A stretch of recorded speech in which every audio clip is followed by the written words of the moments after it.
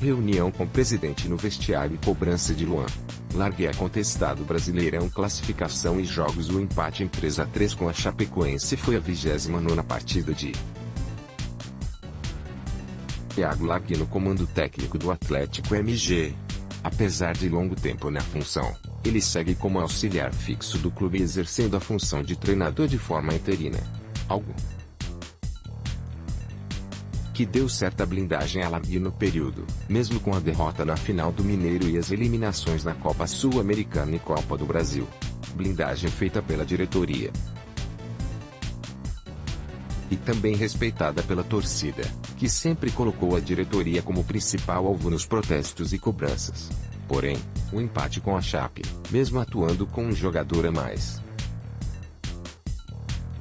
por cerca de 60 minutos, irritou a todos, desde jogadores, torcedores e dirigentes. Assim, desde que Thiago Largue se tornou técnico interino do Atlético, no início de fevereiro, pela primeira vez ele sofre uma verdadeira pressão no cargo. Reflexo disso foi a reunião com a diretoria do clube, ainda no vestiário do Independência, após o empate com a Chapecoense. A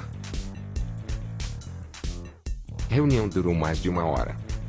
Pelo menos até a Copa do Mundo, Largue segue como treinador do Atlético. O prazo foi estipulado pelo presidente Sérgio Sete Câmara, em outro momento.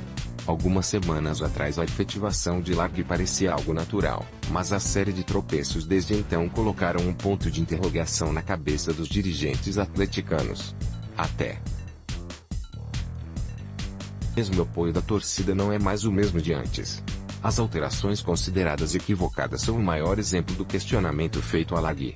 No jogo desse sábado, por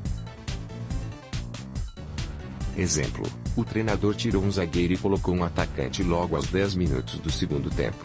De fato, o time alvinegro chegou ao terceiro gol após a mudança, mas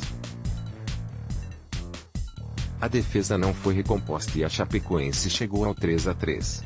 Questionamentos que partem até mesmo dos jogadores. Então sempre respaldado pelos líderes da equipe, que diziam ver na figura de Thiago Largue o treinador do Atlético e não o interino, mudou nesse sábado. Pelo menos para Luan, um dos jogadores mais antigos do elenco alvinegro, cobrou treinador pelo fato de ser sempre escolhido para sair e também por fazer funções diferentes a cada rodada. Ele tem que escolher alguém para tirar e sempre me escolhe. E acha que eu tenho que sair, tem total liberdade para fazer isso. Vou trabalhar para poder jogar os 90 minutos e fazer gol. Ele pediu para eu poder jogar numa função, no outro jogo pede para jogar em outra.